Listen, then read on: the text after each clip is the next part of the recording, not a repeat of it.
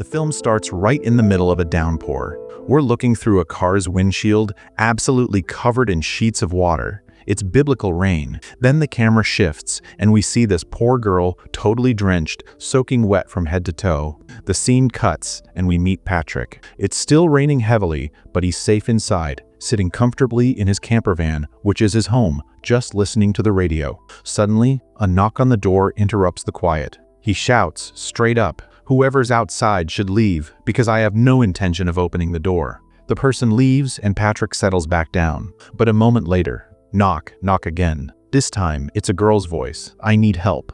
He calls out, "Open the door quickly," before rushing over. He cracks the door open just a bit and asks what she wants. She tells him it's pouring out here and she needs to get to the next town. Could he please give her a lift to get there safely? Patrick, seeing how soaked she is, tells her to come in. When she steps inside, Patrick looks at her and he's clearly surprised, like he's definitely seen her somewhere before. He asks her, "It's already late, so where are you going at this time of night?"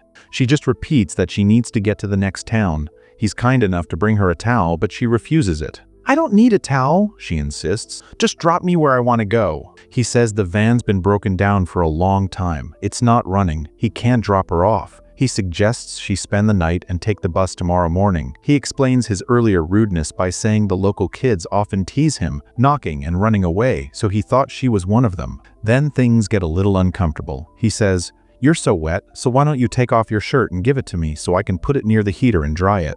The girl is clearly terrified, but she reluctantly hands over her shirt and he hangs it up near the heater. Patrick starts probing. "You don't seem to be from here. So where are you from? What is your purpose? Where are you going?" The girl's story is that she was sleeping on the beach, but the rain woke her up and that's why she came here for help. Patrick is shocked. The beach is very far away, miles and miles. It's impossible she ran all that way. He knows she's lying. But then he looks at her feet and sees beach mud on them, and that confuses him completely. He offers her a drink, which she refuses. She asks for his phone to make a call, and he says he doesn't have one. Instead, he pulls out some coins, sets them on the table, and says there's a phone booth ahead, but it must be closed because it's so late. That's why she has to stay. Then he adds a creepy detail, "But I have the key to the phone booth. If she wants, I can go there with her." She refuses and tries to leave, but seeing the strong storm brewing outside, she decides to stay.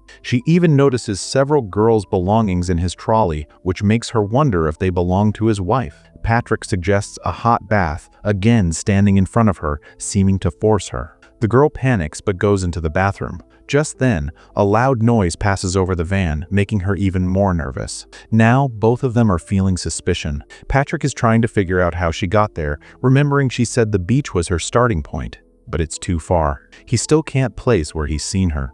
The girl, meanwhile, is thinking, "He keeps coming and standing in front of me," and she feels something is definitely wrong with him. She quickly shakes it off, thinking it must be a hallucination. When she comes out, Patrick is making soup. He gives her a sweater. "Whose sweater is this?" she asks. "It's my friend's," he replies, and she puts it on right away. He asks her if she's married. She responds, "I can't even take proper care of myself. How will I take care of my husband?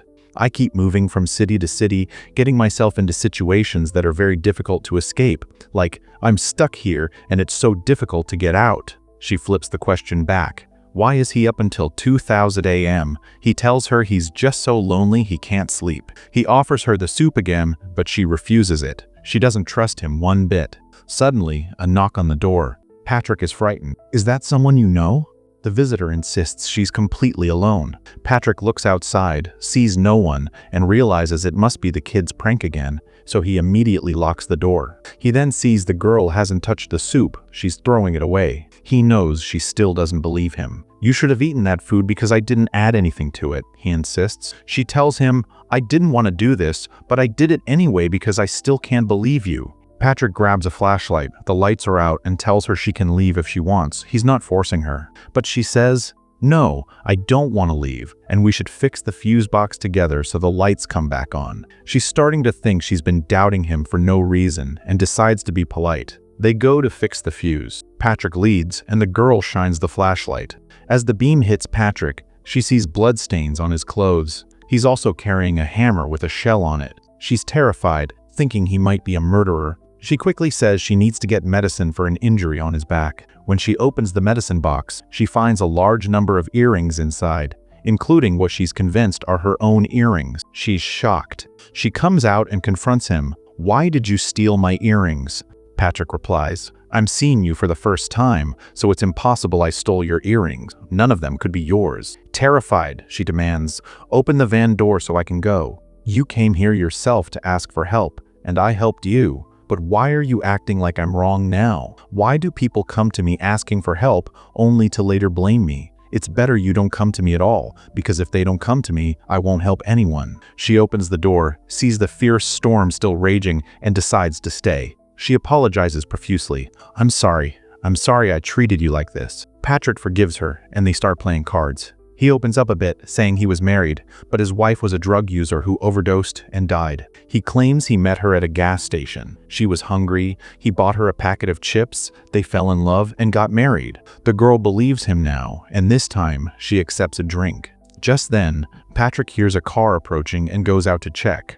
The girl takes her chance. She heard a phone vibrating and goes to his bedroom to find it. She pulls back the curtain and is shocked to find the body of a girl lying there, clutching a packet of chips. She is convinced. She is a murderer. He met this girl at the gas station, lured her here, and killed her. This is the same girl whose story he just told, except she wasn't his wife, she was his victim. The girl turns to run, but Patrick is right there, standing in front of her. He attacks, ties her up, and says, "Don't fight. Don't try to fight because it'll be useless. I killed the first girl with drugs. It's a drug that causes the body to dehydrate, causing the throat to swell, leading to death. You're going to die the same way because I've mixed the same drug in your drink too." Sure enough, the visitor starts feeling strange. Her throat swells and she dies shortly after. Now, here's the crazy twist that makes your jaw drop.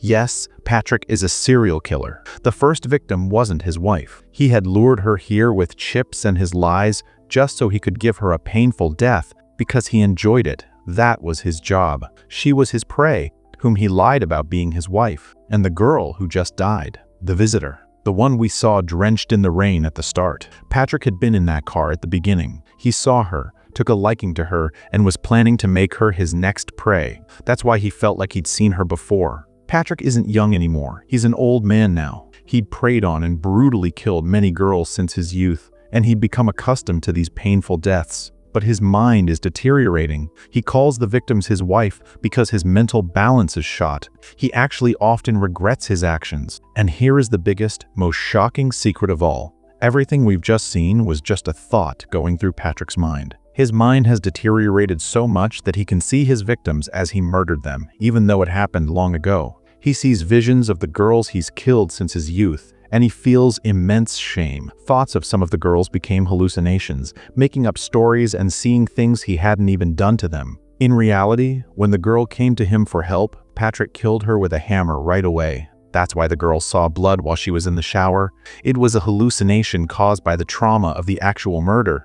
All the rest of their time together, the soup, the cards, the phone, the earrings, was merely Patrick's hallucinations and made-up stories. He kept the belongings of every girl he killed. In the end, the spirits of all those girls come and force Patrick to take the same dehydrating drug he used on them. He takes it without thinking. It's his turn to die, carrying the guilt of being a serial killer, which is now completely useless. His guilt will die with him, and with that final, dark moment, the movie ends. What a profoundly disturbing and tragic way to finish, right?